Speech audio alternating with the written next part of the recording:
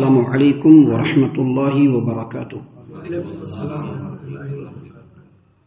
اعوذ باللہ السمیع العلیم من الشیطان الرجیم من ہمزہ ونفخہ ونفثہ۔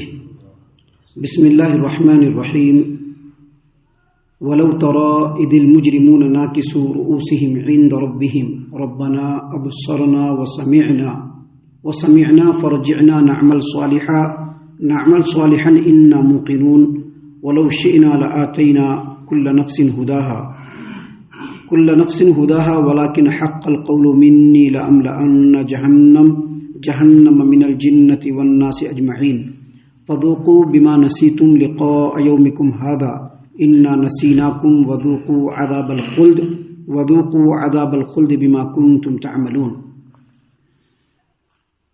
کاش اے نبی صلی اللہ علیہ وسلم آپ دیکھیں جب مجرم اپنے رب کے حضور سر جھکائے کھڑے ہوں گے اور عرض کر رہے ہوں گے کہ اے ہمارے رب، ہم نے سب کچھ دیکھ لیا اور سن لیا، لہٰذا ہمیں واپس دنیا میں بھیج دے کہ ہم اچھے عمل کریں۔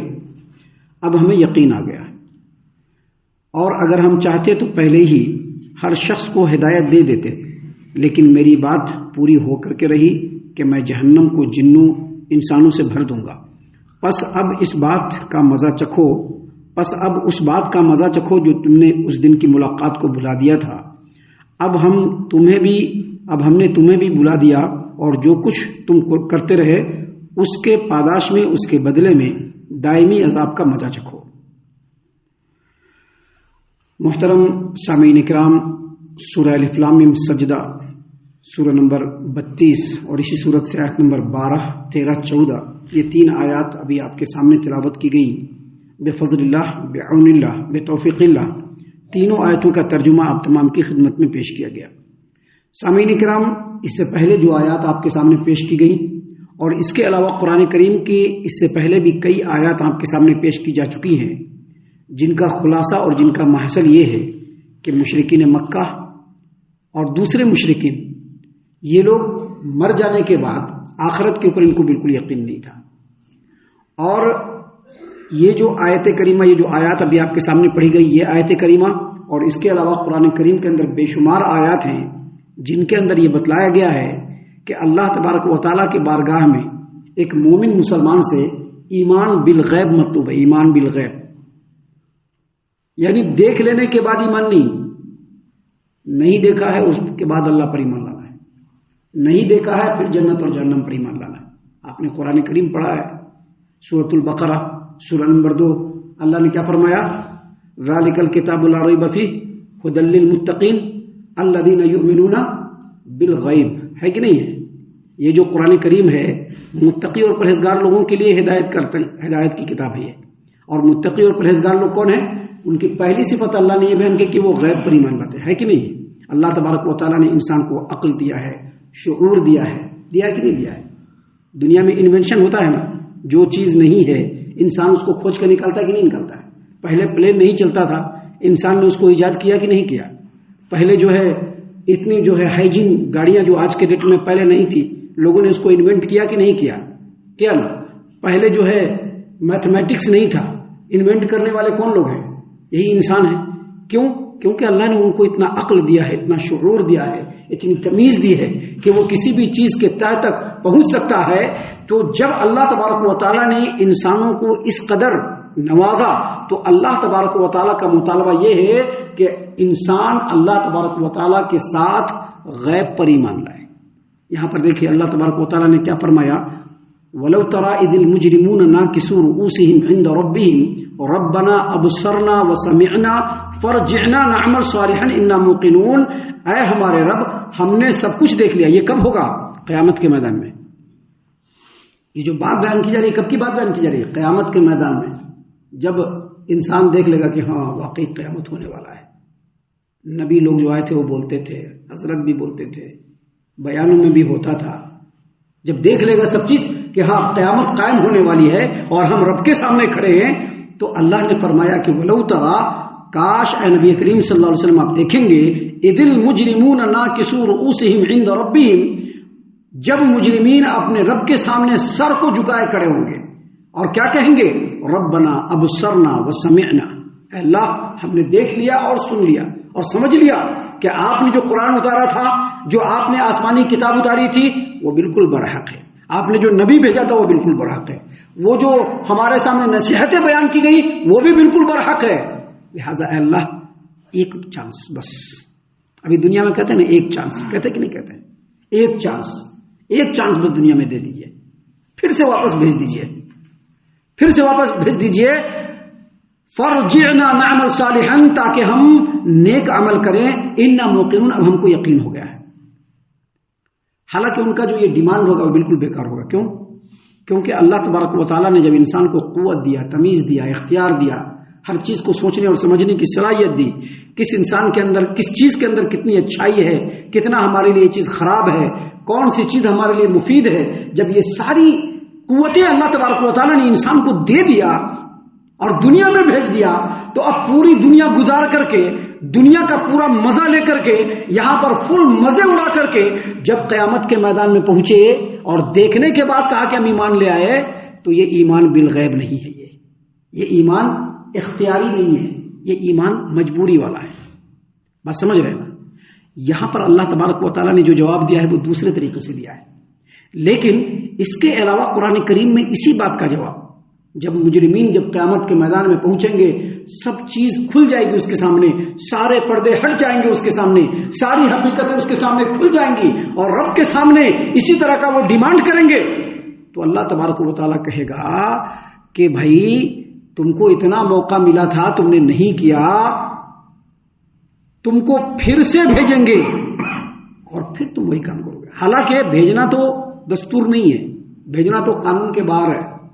جب ایک آدمی یہ دنیا کی زندگی گزار لیا اور گزارنے کے بعد جب موت کے دروازے میں داخل ہو گیا، تو اب وہ دوبارہ دنیا میں نہیں آ سکتا ہے، لیکن اگر سپوز دیٹ تم کو پھر سے بھیجا جائے، تم پھر وہی ککرم کرو گے جو پہلے ککرم کرتے رہے۔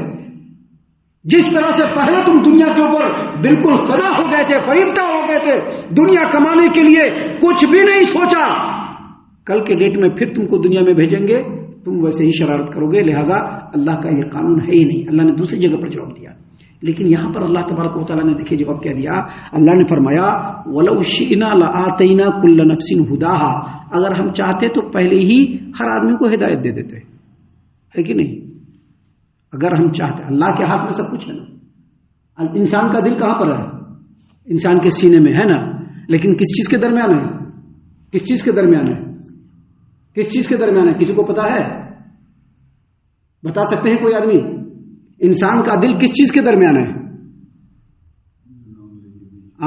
یہ رحمان کے دو انگلیوں کے بیچ میں ہے، اسی لیے نبی کریم صلی اللہ علیہ وسلم کیا دعا کرتے تھے؟ یا مقلب القلوب ثبت قلبی علی دینک۔ رحمان کے دو انگلیوں کے درمیان ہے انسان کا دل، اور انسان کے جس دل کو جدھر چاہے اللہ پلٹ سکتا ہے۔ تو جب رحمان کے دو انگلیوں کے درمیان ہے دل انسان کا، تو اللہ تو چاہتا تو پہلے ہی ہدایت دے دیتا تھا، لیکن اللہ نے ہدایت کیوں نہیں دیا؟ کیونکہ اس کے علاوہ تم کو قوت دیا، سمجھنے کی صلاحیت دیا، ہر چیز کو پرکھنے کی طاقت دیا، کیا ہمارے لیے خیر ہے، کیا ہمارے لیے شر ہے، ہر چیز کو پرکھنے کی طاقت دیا، اور پھر دنیا میں بھیجا۔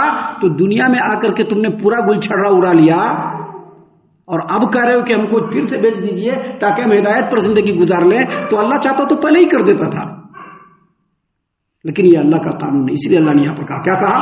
وَلَوْ شِئْنَا لَآتَيْنَا كُلَّ نَفْسٍ هُدَاهَا۔ اللہ کو مجبوری والا ایمان نہیں چاہیے، اب تو مجبور ہو گئے، اب تو قیامت کے میدان کو دیکھ لیا، قیامت کی ہولناکی کو بھی دیکھ لیا، اور یہ دیکھ لیا کہ دنیا کی زندگی گزارنے کے بعد ہم کو رب کے بارگاہ میں حاضر ہونا تھا، ہو گئے، سب دیکھ لیا، لہذا اب واپس نہیں بھیجا جائے گا۔ اگر ہدایت دینا ہوتا تو اللہ پہلے ہی سب کو ہدایت دے دیتا تھا، لیکن اللہ تبارک و تعالیٰ نے کیا؟ اللہ تبارک و تعالیٰ نے دنیا بنانے سے پہلے ہی دنیا کی تمام چیزوں کو کہاں لکھ دیا؟ لوح محفوظ میں، ہے کہ نہیں؟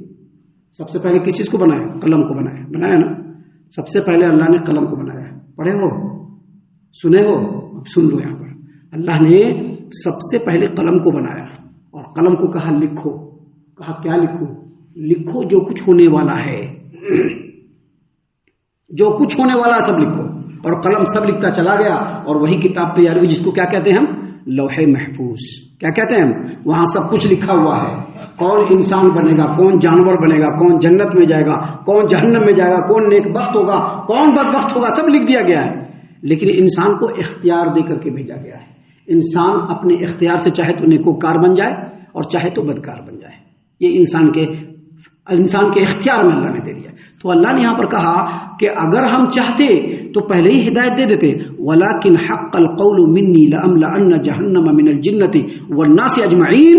لیکن میری بات پوری ہو کے رہی کہ میں جہنم کو جنوں اور انسانوں سب سے بھر دوں گا. مطلب کیا ہے؟ مطلب یہ ہے کہ اس روئے زمین پر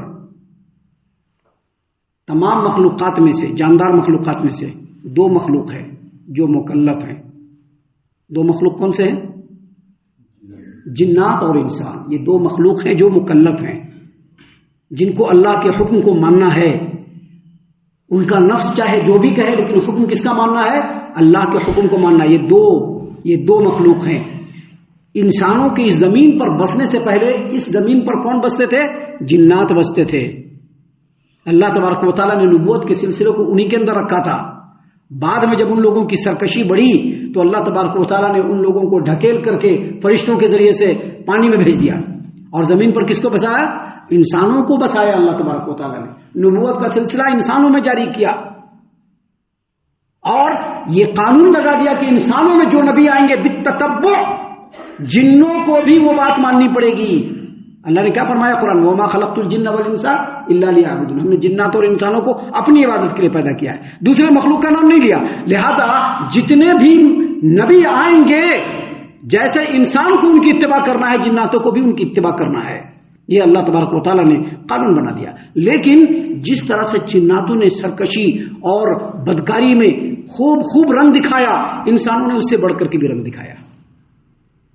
اللہ نے اسی بات کو یہاں پر بیان فرمایا. حالانکہ گمراہ ہونے والے کون ہیں؟ انسان ہیں. لیکن اللہ نے اپنی طرف کیوں کیا اس کو؟ کیونکہ اللہ نے ان تمام چیزوں کو پہلے ہی کتاب میں لکھ دیا تھا. یہ سب چیزیں اللہ کے علم میں تھی کہ ہوگا. اس لیے اللہ نے کہا کہ میری بات پوری ہو کر کے رہی اور میں سب جنوں اور انسانوں کو سب سے جہنم کو میں بھر دوں گا. اس سے کیا پتہ چلتا ہے کہ اللہ تعالیٰ ہر چیز کو کھول کر کے بیان کر رہا ہے کہ دیکھو تمہاری کیا سچویشن ہے، دیکھو تمہارے ساتھ کیا ہونے والا ہے. پہلے ہی ایگزامینیشن کے سارے آنسر اللہ تبارک و تعالیٰ نے دے دیے. اس میں جو ایگزامینیشن ہونے والا ہے اس کے سارے آنسر دے دیے ہیں. ہے کہ نہیں ہے نا؟ ان کو دکان ہے، کوئی کہے گا دکان چھوڑ دو، اس وقت تک نہیں چھوڑیں گے جب تک کہ وہاں پر ان کو برائی نہیں نظر آئے گی. چھوڑ دیں گے دکان، یہ نہیں چھوڑیں گے، وہاں پر فائدہ ہے. بھائی آپ کا کاروبار ہے کہ نہیں؟ کوئی کا کاروبار چھوڑ دیں گے؟ نہیں چھوڑیں گے. کیوں؟ کیونکہ اس سے فائدہ ہو رہا ہے یار. جب تک کہ برائی نہیں ہوگی نہیں چھوڑیں گے.